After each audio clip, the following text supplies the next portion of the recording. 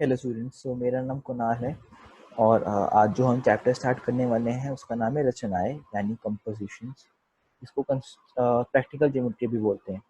तो इस चैप्टर में हम सबसे पहले देखेंगे कि रचनाएं होती क्या हैं, इसको इसके कुछ प्रश्न कैसे कैसे आते हैं हमारे एग्जाम में, और इसको हम अपनी रोज़मर्रा की ज़िंदगी में कहाँ कहाँ यूज़ करते हैं। तो चलिए शुरू करते हैं, देख के कि की रचनाएं होती क्या हैं।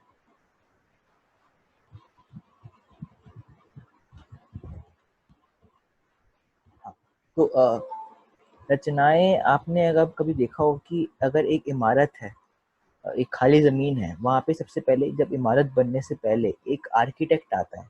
वो आर्किटेक्ट एक मैप लेकर आता है जिसको हम ब्लूप्रिंट बोलते हैं। तो उस मैप आपने देखा कुछ ऐसा होता है, उसके अंदर छोटी छोटी ये चीजें होती हैं, ये ब्लूप्रिंट बोलते हैं। तो वो ब्लूप्रिंट कैसे बनाता है? वो ब्लूप्रिंट बनाता है रचनाओं का यूज करके, प्रैक्टिकल ज्योमेट्री का यूज करके। तो हम उसी टाइप की तो नहीं देखेंगे, बट उसका सबसे बेसिक, सबसे सरल रूप क्या होता है वो हम अपने कक्षा 7th के चैप्टर में समझेंगे। तो अब अ, उस नक्शा बनने के बाद उसकी इमारत की कंस्ट्रक्शन वगैरह होती है। तो बहुत ये इम्पोर्टेंट है, बहुत ज़रूरी है कि जो रचनाएं हैं वो ठीक से हो, जो प्रैक्टिकल ज्योमेट्री उसने ठीक से की हो, ताकि तभी उसका नक्शा पास होगा। तो उसकी बहुत ज़्यादा इम्पोर्टेंस है हमारे साइंस, हमारे बहुत सारे बिल्डिंग विल्डिंग बनाने के जो फॉर्म्स में वगैरह वगैरह। तो चलिए अब देखते हैं कि हमारे एग्जाम में कैसा प्रश्न आता है इसका और हमें क्या करना है। तो देखिए, तो इसमें देखिए सबसे पहले क्या होगा, हमें एक वो जैसे आप ये यहाँ लिखा हुआ है कि अगर हमें एक पैमान का उपयोग किए बिना दो बराबर भागों को बांटना है, यानी दो बराबर भागों में बांटना है, यानी एक लाइन है उसको हमें दो भागों में बांटना है, और बिना स्केल का यूज किए, हमें सिर्फ एक कंपस और स्केल का यूज करके, ये आपका हो गया स्केल और ये आपका हो गया कंपस, ये यूज करके तो हम कैसे करते हैं। तो सबसे पहले हम सीखते हैं इसके माध्यम से। तो आप देख सकते हैं, जैसे मैं कर दूँ इसको, कि आपको सबसे पहले ए बी उन्होंने दिया हुआ कि 6.4 सेंटीमीटर का आपको स्केल से बनाएंगे। उसके बाद आप कंपास लेंगे और 6.4 सेंटी और 6.4 डिवाइड बाई 2 यानी 3.2 सेंटीमीटर से ज़्यादा इसको खोलेंगे। एटलीस्ट 3.2 और मैक्सिमम 6 भी खोल सकते हैं, तो कोई दिक्कत नहीं। फिर उसके बाद आप ए पे रखेंगे इसको, ए पे रख के इसके ऊपर और इसके नीचे, यहाँ रख के इसके ऊपर और इसके जो कंपास के नुकीले भाग को ए पे रख के पेंसिल से इसके ऊपर और इसके नीचे एक मार्क लगाएंगे। वैसे ही बी पे करेंगे, बी के अपना कंपास रख के इसके ऊपर उसके नीचे लगाएंगे। फिर ये जो आपके दो आ जाएंगे पॉइंट, इनको हम जोड़ देंगे। जैसे ही आप इसको जोड़ेंगे, इसको सी और डी बोल देते हैं, तो जहाँ ये मिलेगा ए बी पे, वही होगा इसका इक्वी डिस्टेंट पॉइंट, यानी ई पॉइंट इसको विभाजित करता है ए बी को दो बराबर हिस्सों में। तो ऐसे ऐसे क्वेश्चंस हमें करने हैं।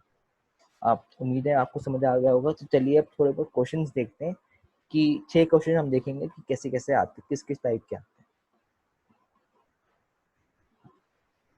तो पहला क्वेश्चन वही जो हमने अभी सीखा है कि 6 सेंटीमीटर माप के एक रेखाखंडन कीजिए और उसको दो बराबर भागों में विभाजित कीजिए। यानी 6 सेंटीमीटर की एक लाइन खींचिए स्केल से, उसको हम दे देते हैं ए और बी, उसके दो पॉइंट्स है। उसके बाद हमें कम से कम 3 सेंटीमीटर तक अपना कंपास खोलना है और मैक्सिमम कितना मर्जी, और ए के ऊपर रखकर इसका नुकीला भाग रख के इसके ए बी के ऊपर और ए बी के नीचे एक मार्क लगाना है, जैसे देखेंगे आप।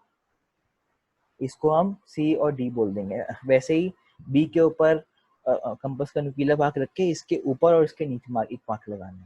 तो आप, जब आपके पास दो मार्क आ जाएंगे ऊपर नीचे, आपको उसको जोड़ देना है स्केल से। फिर जहाँ ये मिलेंगे ए बी को, वो होगा इसका इक्विडिस्टेंट पॉइंट ए बी। अब आपको सिर्फ यही नहीं करना, आपको थोड़े बहुत स्टेप्स लिखने होते हैं, जैसे यहाँ लिखा हुआ है कि पहले सर्वप्रथम ए बी सेंटीमीटर खींचिए, फिर ए बी 6/2 3 सेंटीमीटर से अधिक तृतीय लेकर इसका रेखाखंडन के तन्य बिंदु को एक को केंद्र मानकर, ए को सेंटर पर आकर इसकी सहायता से ए बी के दोनों ऊपर नीचे थाप लगाइए। वैसे ही बी से कीजिए, उसके बाद दोनों लाइनों को जोड़ दीजिए, तो आपका हो जाएगा क्वेश्चन खत्म। पर आपको स्टेप्स भी लिखने के, स्टेप्स के मार्क्स होते हैं, स्टेप्स लिखने के मार्क्स। चलिए नेक्स्ट क्वेश्चन देखते हैं।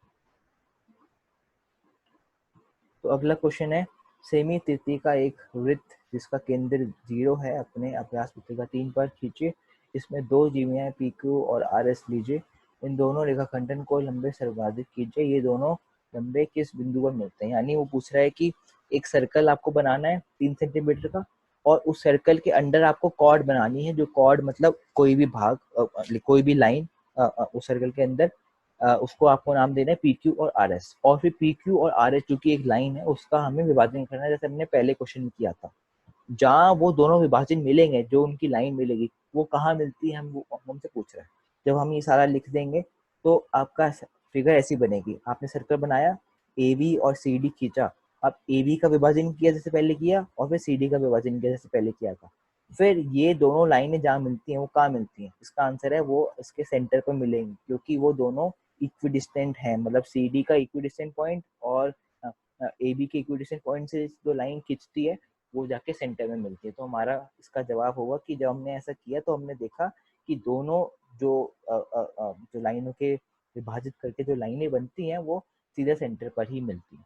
तो ये क्वेश्चन था, और इसका आंसर था कि जो है वो ओ पॉइंट यानी सेंटर, जो सर्कल का सेंटर है वहीं पे मिलेगा। अब इसके आपको स्टेप्स लिखने हैं, तो आप देख सकते हैं कि कैसे मेरे स्टेप्स लिखे हैं यहाँ पे। के लंबे सवाल कीजिए, ये दोनों सर्कल के केंद्र ओ पर मिलते हैं, यानी सेंटर पर ही मिलते हैं। तीसरा प्रश्न देखते हैं।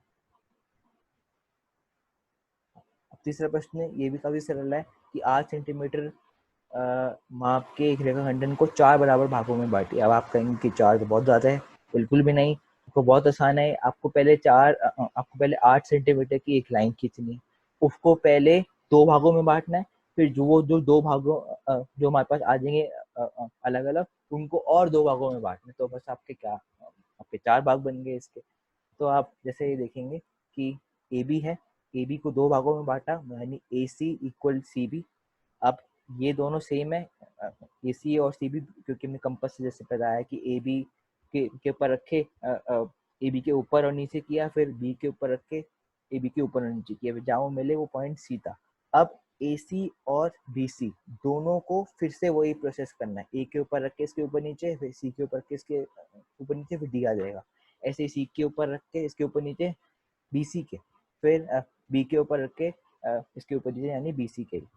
तो आपका ई पॉइंट आ गया। आप देखेंगे a d equal d c equal c equal e b होगा, सारे 2-2 सेंटीमीटर के होंगे। तो ये भी बहुत प्रश्न सरल था। आपको इसमें एक बार आप लिख दीजिए कि आपने सी पॉइंट कैसे आपने बांटा, जैसे पहले हमने सीखा था। उसके बाद लिख दीजिए कि जैसे आपने ये किए वैसे आप और 2 भागों में बांटेंगे, और आपके जो लाइन है वो 4 भागों में बट जाएगी। अगले प्रश्न देखते हैं। प्रश्न 4 है, पराकर की सहायता से 4 सेंटीमीटर त्रिज्या का एक वृत्त कीजिए। वृत्त पर एक जीवा खींचिए, वृत्त पर एक जीवा खींचिए, वृत्त के केंद्र से जीवा के मध्य बिंदु की दूरी मापकर ज्ञात कीजिए। यानी सबसे पहले आपको एक सर्कल बनाना है 4 सेंटीमीटर का, उसके बाद उस सर्कल में कोई भी कॉर्ड खींचनी है कहीं पे भी। अब उस कॉर्ड का आपको विभाजन करना है। जैसे ही आप विभाजन करेंगे, उसका जो उसको विभाजन करेंगे वो लाइन जब ओ से टच करेगी, तो ओ से लेकर उसके इक्विडिस्टेंट पॉइंट तक की आपको क्या डिस्टेंस है ये बताना है। आपको बताता हूँ कैसे। आपने सर्कल बनाया 4 सेंटीमीटर का, फिर आपने एक कॉर्ड बनाई ए बी। कॉर्ड होता है कोई भी सर्कल में एक लाइन। अब ए बी का हमने विभाजन कर दिया, ए के ऊपर रख के इसके नीचे किया, फिर बी के ऊपर रख के इसके नीचे किया, फिर जहाँ ये एम पॉइंट आ गया, इसका इक्विडिस्टेंट पॉइंट आ गया ए बी का, इसको हमने जोड़ा सेंटर से। और जो ओ एम का जो डिस्टेंस है हमें वो बताना है कि क्या है। अब जब आप ये कर लेंगे सारा, तो ओ एम का डिस्टेंस आ जाएगा 2.4 सेंटीमीटर। बस इसमें यही करना था, कॉर्ड को विभाजन करके उसके इक्विडिस्टेंट पॉइंट और ओ जो उसका सेंटर ऑफ सर्कल है उसका डिस्टेंस बताना क्या है, उसका दूरी बतानी क्या है। अब देखते हैं प्रश्न 5 ये है कि 4 सेंटीमीटर का एक रेखाखंडन पी क्यू कीजिए, इसके लंबवर्धित कीजिए जो रेखा पी क्यू को बिंदु डी पर काटे, क्या P D equal Q D है। यानी अब पहला पार्ट ये है। फिर पुनः पी डी तीसरी का एक वृत्त कीजिए और देखिए क्या ये वृत्त बिंदु पी और क्यू से होकर आ रहा है कि नहीं। अब देखिए, सबसे पहले हमें पी क्यू करना है। पी क्यू जो कि 4 सेंटीमीटर का है, उसकी एक रेखा खींचनी है। आपको बताता हूँ, बी क्यू खींच दिया, उसके बाद पी क्यू का हमने विभाजन कर दिया जो हमने पहले सीखा। जैसे विभाजन करने के बाद हमारे पास पॉइंट डी आ गया। अब हमें पता है क्योंकि ये डी पॉइंट इक्विडिस्टेंस है, तो हाँ जो first point of question, first question तक की पीडी इक्विडी है, हाँ बिल्कुल है, क्योंकि हमने इसको विभाजन किया और डी जो है वो इक्विडिस्टेंट है पी और क्यू से। उसके बाद अब इन्होंने क्या बोला है कि आप पीडी को रेडियस लीजिए, मतलब एक जैसे सर्कल बनाते हैं ना, आपको सर्कल नहीं बनाना, पहले पीडी को सिर्फ रेडियस लेना है और उसका सर्कल खींचना है और इसके ऊपर एक लाइन खींचनी है, मतलब उसको कंपास से एक पूरा गोल आकार का खींचना है। और फिर उसने पूछा है,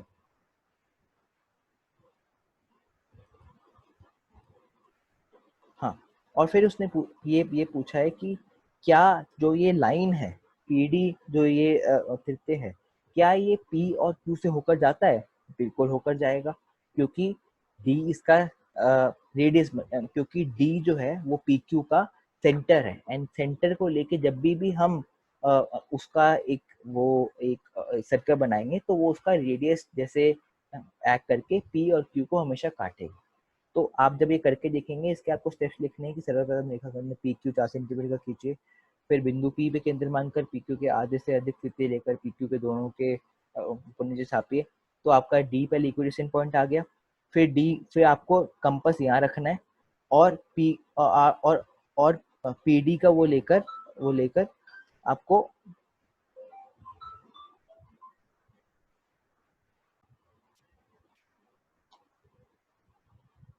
हाँ, आपने जब ये डी बना लिया तो डी और पी पे कंपास खोलकर एक सर्कल बनाना है, और ये उसने पूछा कि क्या जो वो सर्कल है वो पी और क्यू को काटेगा? हाँ बिल्कुल काट रहा है, क्योंकि डी का इक्विडिस्टेंस पॉइंट है, यानी इसका सेंटर है डी। अब नेक्स्ट क्वेश्चन देखते हैं।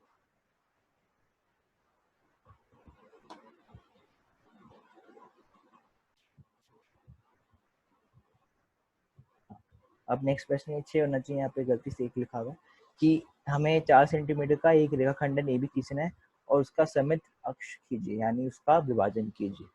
तो हमें पता है ए बी को 6.4 सेंटी, ये तो पहला ही जैसे मैंने उदाहरण लिया था वो बिल्कुल सेम है।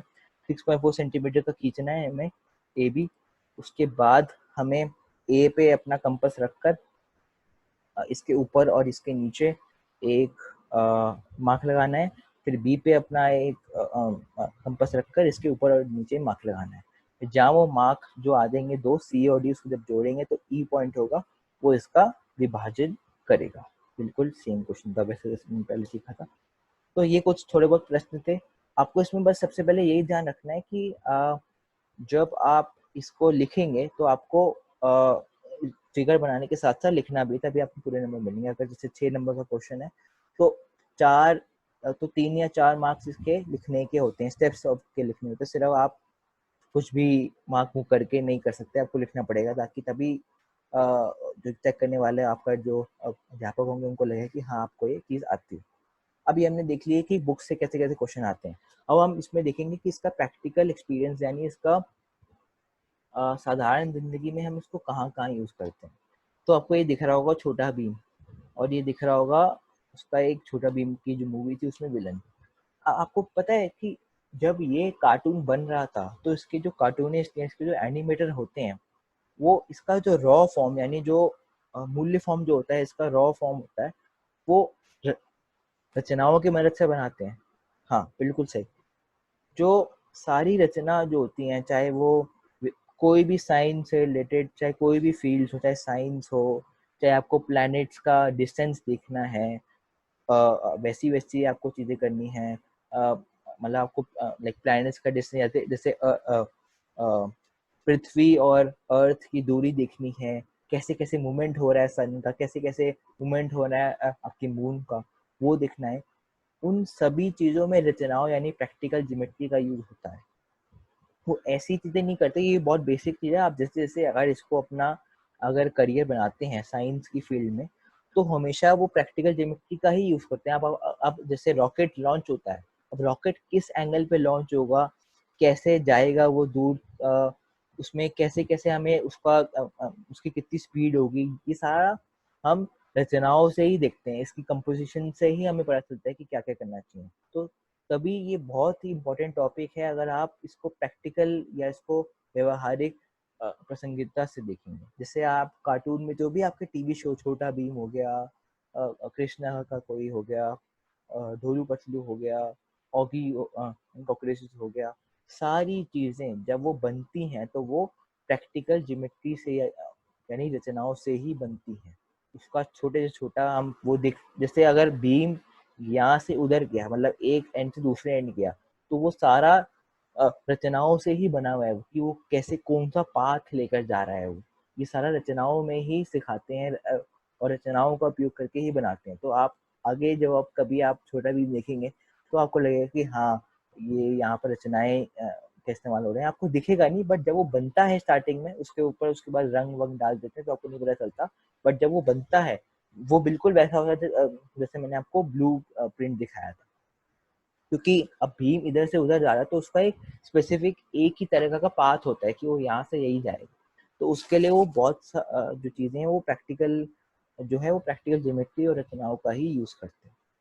तो यही था, ये छोटा सा टॉपिक था। इसके क्वेश्चंस आप कीजिए, अपनी एनसीईआरटी बुक खोलिए, उसमें देखिए और इसके और प्रश्न ट्राई कीजिए, ताकि और इसको देखिए अपने आसपास के लाइफ में कि कहाँ और रचनाएं इस्तेमाल हो रही हैं। तो ये छोटा सा टॉपिक था। हम नेक्स्ट क्लास में या नेक्स्ट वीडियो में और कोई टॉपिक देखेंगे। तब तक के लिए थैंक यू सो मच।